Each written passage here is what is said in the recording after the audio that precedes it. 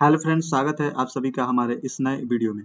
आज के इस वीडियो में आईबीपीएस ग्रामीण बैंक का टोटल 13,217 पोस्ट का जो भी वैकेंसी आई है उसके बारे में हम लोग बातें करने वाले हैं और एक लाइव फॉर्म फिलअप करके बताने वाले हैं। इस वैकेंसी में टोटल जो है 13,217 पोस्ट है और जो ये आप लोग इंडिया के किसी भी स्टेट से हैं और किसी भी मान्यता प्राप्त बोर्ड यूनिवर्सिटी से आप लोग ग्रेजुएशन किए हुए हैं तो इस आवेदन को करने के लिए एलिजिबल है। और इसका जो आवेदन शुरू हो चुका है 1/9/2025 से आवेदन शुरू कर दिया गया है और इसका लास्ट डेट जो है 21/9/2025 तक रखा गया है। और बता दें, एप्लीकेशन फ़ी की बात करें तो SC ST PWBD कैंडिडेट के लिए 175 रुपये फ़ी रखा गया है और बाकी ऑल कैटेगरी से यदि आप लोग हैं तो उसके लिए जो है 850 रुपये का फ़ी रखा गया है।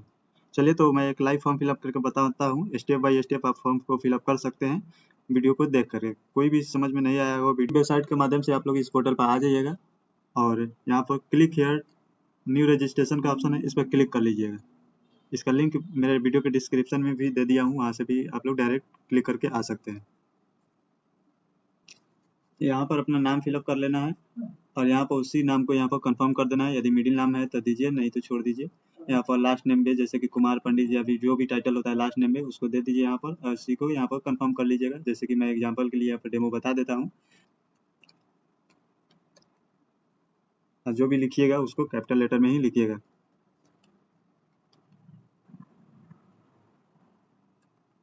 जैसे कि इसमें है मिडिल नेम, तो मिडिल नेम दे देते हैं और नहीं रहेगा तो छोड़ भी सकते हैं।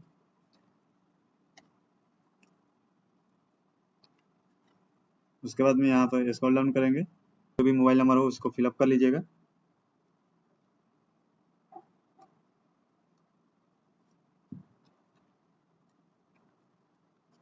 उसी मोबाइल को यहाँ से कंफर्म कर लीजिएगा।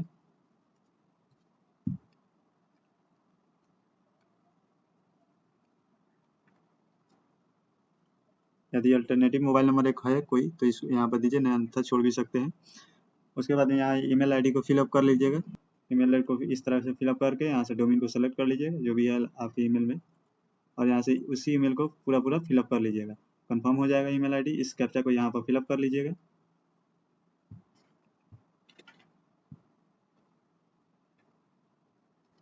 और यहाँ से सेव एंड नेक्स्ट का ऑप्शन इस पर क्लिक कर लीजिएगा। यहाँ पर बोल रहा है कि आर यू श्योर, यानी कि आप जो भी डिटेल डाले हैं आपका सही, सब कुछ सही है तो ओके कीजिए, नहीं तो कैंसिल करके आपका जो है जो भी करेक्शन है इसको सुधार करके फिर से सेव एंड नेक्स्ट कीजिए। मेरा सब कुछ सही है। यहाँ पर ओके पर क्लिक करेंगे। ओके पर क्लिक करने के यहाँ से आ जाएगा फोटो एंड सिग्नेचर अपलोड करने का ऑप्शन आ जाएगा। यहाँ से जो है फोटो को स्कैन करके जो है जेपीजी फॉर्मेट में अपलोड करना है। यहाँ कुछ इंस्ट्रक्शन दिए गए हैं, उसको पढ़ लेंगे। गाइडलाइंस दिए गए हैं, यहाँ पर बताया गया है कि जो फोटो जो है photograph, signature, left thumb impression, hand writing और मार्कशीट जो है मैट्रिक का मार्कशीट और सर्टिफिकेट यूआईडी यानी कि आधार कार्ड जो होगा वो भी आप लोग को चाहिए। और यहाँ बताएगा फोटोग्राफ जो है आपका है 4.5 cm गुने 3.5 cm का होना चाहिए, यानी कि 200 से 230 पिक्सल में होना चाहिए और जो है फोटो का साइज 20 KB से 50 KB के साइज में होना चाहिए। फोटो अपलोड करने के लिए इस बार का ऑप्शन है, इस पर क्लिक करेंगे और उसी फोटो को सेलेक्ट करेंगे जहां आपका फोटो होगा। कुछ लोडिंग लेगा, इस प्रकार से आपका फोटो अपलोड हो जाएगा। फोटो अपलोड हो जाने के बाद यहाँ से लाइव फोटो कैप्चर करना पड़ता है, यहाँ से अलाउ एक्सेस कीजिएगा। आपका फोटो इस तरह दिखाई देगा। यहाँ से कैप्चर का ऑप्शन है, आप इस सेंटर में आ जाइएगा और कैप्चर का ऑप्शन इस पर क्लिक करिएगा, आपका फोटो कैप्चर हो जाएगा। यहाँ से सेव कर लीजिएगा, वो फोटो सेव हो जाएगा। फिर से यहाँ से टर्म एंड कंडीशन को एक्सेप्ट कीजिएगा और मैं डेमो पर्पज बता रहा हूँ इसलिए माइंड मत कीजिएगा, क्योंकि नाम कुछ और लिखा हूँ, सिग्नेचर कुछ और लिखा हूँ, आपको जो है खुद अपना सब कुछ डालना है। मैं डेमो पर्पज बता रहा हूँ। यहाँ पर नेक्स्ट करेंगे क्योंकि मेरे पास कोई डाटा अवेलेबल नहीं है कि मैं खुद किसी का आवेदन करके बताऊँ। सेम एंड नेक्स्ट करने के बाद में यहाँ से जाइएगा, फिर से स्क्रॉल डाउन कीजिएगा, अपना कैटेगरी सेलेक्ट करिएगा, फिर ओके की। अब जो है बेसिक डिटेल डालना होगा। यहाँ पर अपना कैटेगरी सेलेक्ट कर लीजिएगा, जिस भी कैटेगरी से, यहाँ से ओके कर लीजिएगा।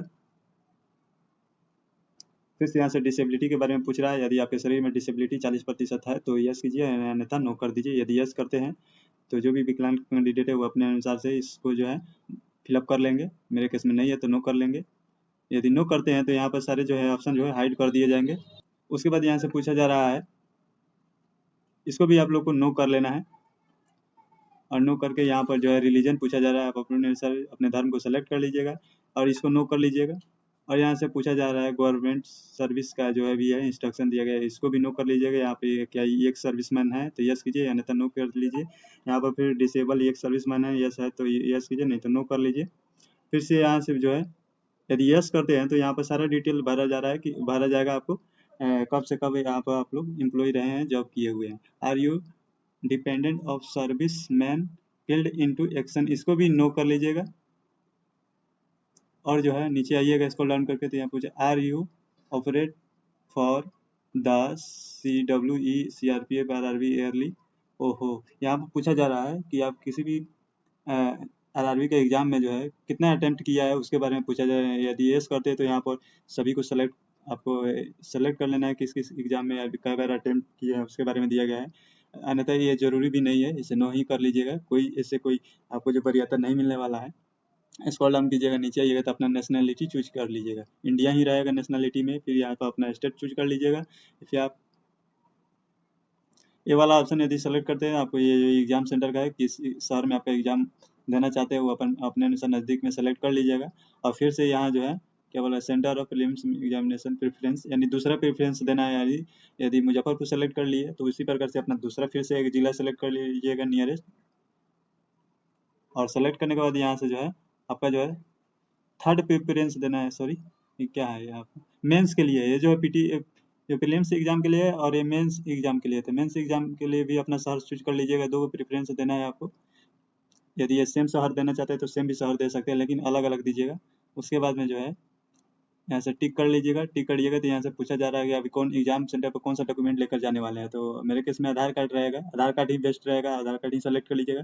और आधार नंबर को सेलेक्ट यहाँ पर जो है डाल लीजिएगा। आप जिस भी स्टेट से आवेदन करते हैं उसके लोकल लैंग्वेज के हिसाब से आपका जो है यहाँ पर एग्जाम के लिए लैंग्वेज सेलेक्ट ऑप्शन आ जाएगा, उसको सेलेक्ट कर लीजिएगा। और सेलेक्ट करने के बाद यहाँ से डेट ऑफ बर्थ को यहाँ पर फिलअप कर लीजिएगा। और यहाँ से ओके कर लीजिएगा। ओके करिएगा तो यहाँ पर पूरा डिटेल बता देगा आपके कितना वर्ष, कितना ईयर और कितना डे हो गया जन्म तिथि का। फिर से यहाँ से पूछा जा रहा है जेंडर। जेंडर यहाँ से आपको सेलेक्ट कर लेना है। और यहाँ से जो है मैरिड है कि अनमैरिड है उस मैरिटल स्टेटस को चूज कर लेना है। और फिर से यहाँ से जो है ये तो हो गया। उसके बाद यहाँ पर आधार नंबर को फिलअप कर लेना है। आधार नंबर मैंडेटरी यहाँ पर नहीं दिया गया है, यदि है आपके पास तो फिल जरूर कर लीजिएगा। और उसके बाद में कंसेंट आधार वेरिफिकेशन का ऑप्शन है, इस पर यस कर लीजिएगा। और यहाँ भी है यदि जुड़वा भाई बहन जो भी होता है उसके लिए है, यदि जुड़वा भाई बहन जो है एग्जाम देने जा रहे हैं तो ये सेलेक्ट कीजिएगा। यस यदि सेलेक्ट कीजिएगा तो उनका भी डिटेल देना होगा, तो आप अपने अनुसार सेलेक्ट कर लीजिएगा। मेरे केस में नहीं है तो नो सेलेक्ट करेंगे। उसके बाद स्क्रॉल डाउन करेंगे नीचे और यहाँ से जो है फादर नेम सेलेक्ट कर लेना है, सॉरी यहाँ पर लिख लेना है फादर नेम, यहाँ पर मदर नेम लिख लेना है। और स्क्रॉल डाउन करना है, यहाँ पर एड्रेस अपना फुल डिटेल में एड्रेस जो है फिलअप कर लेना है।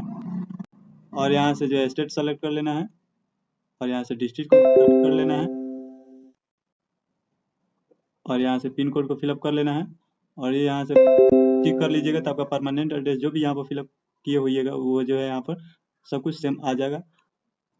यहाँ से अपना choose the address for GST invoicing दे रहा है, यहाँ पर आपका करंट एड्रेस है तो करंट चूज करिए, नहीं तो परमानेंट है तो परमानेंट चूज कर लीजिएगा।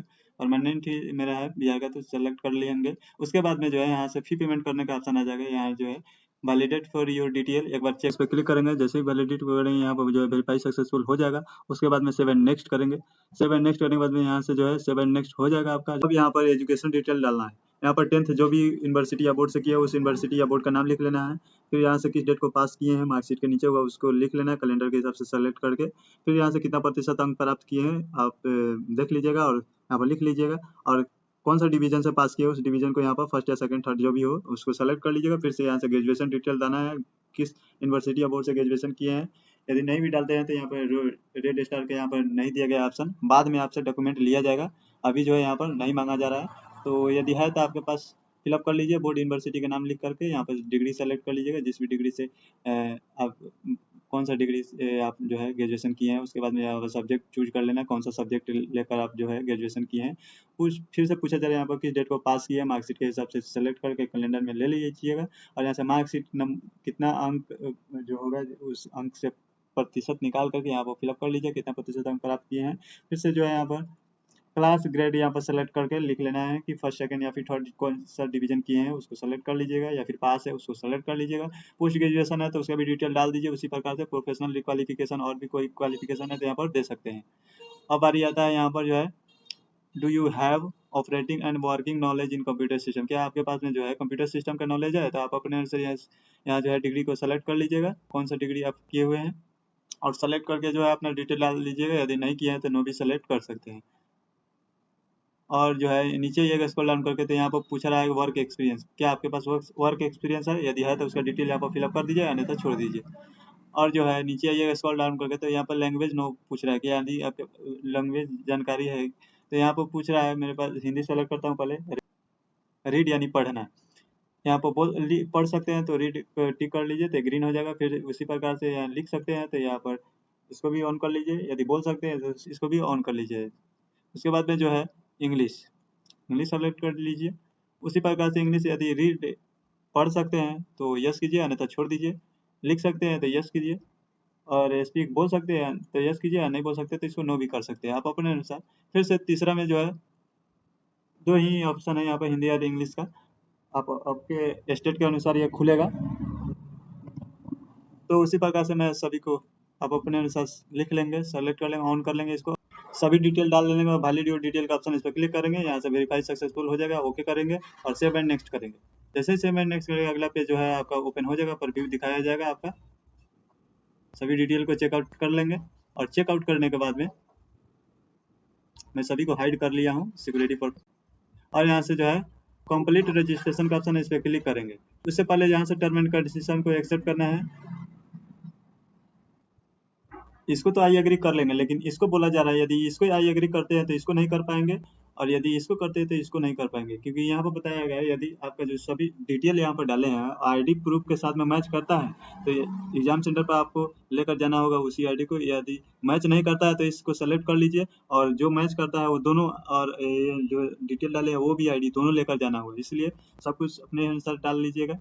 मेरा जो है सब कुछ सही है, तो इसलिए जो है मैं ऊपर वाले को ही सेलेक्ट करूंगा, और यहाँ से कंप्लीट रजिस्ट्रेशन का ऑप्शन इस पर क्लिक करेंगे। जैसे क्लिक करेंगे उसके बाद ओके का ऑप्शन आएगा, यहाँ पर ऑलरेडी यहाँ पर एंट्री बता रहा है, इस पर ओके करेंगे, फिर से ओके करेंगे, और फिर कुछ इस प्रकार से पेज लोडिंग होगा और डॉक्यूमेंट अपलोड करने का ऑप्शन खुल जाएगा। यहाँ पर जो है लेफ्ट थंब इम्प्रेशन डालना है, और यहाँ पर जो है स्कैन करके जो भी बता दिए 10 से 20 kb के साइज में अपलोड करना है। व्हाइट पेपर पर अपलोड लेफ्ट थंब इम्प्रेशन लगा करके स्कैन करके जेपीजी फॉर्मेट में 10 से 20 kb के साइज का जो है यहाँ पर अपलोड कर देना है।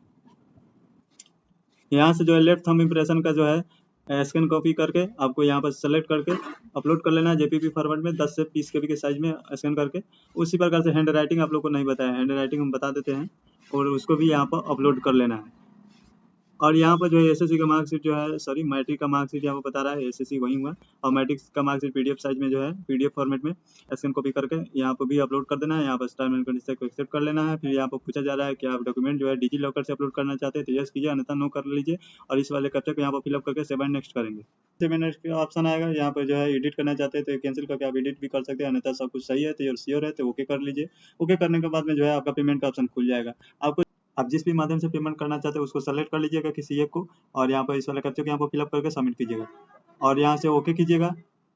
ओके करने के बाद में जो है कुछ इस प्रकार से पेज लोडिंग होगा, और अपना जो है पेमेंट यहाँ से debit card, credit card, net banking या फिर वॉलेट या फिर यूपीआई का जो है स्कैन करके भी यहाँ पर क्यूआर स्कैन करके भी पेमेंट कर सकते हैं, और प्रिंट आउट को निकाल लीजिएगा। आशा करते हैं वीडियो समझ में आ गया होगा। मैं जो है डेमो के लिए ही बताया था, किसी का आवेदन भी नहीं किया हूँ, यहाँ डेमो के लिए बताया था। इसी प्रकार से आप स्टेप बाय स्टेप आवेदन कर सकते हैं। यदि कुछ समझ में नहीं आया होगा तो कमेंट भी कर सकते हैं और पूछ भी सकते हैं, आगे कोई जानकारी मैं दूंगा।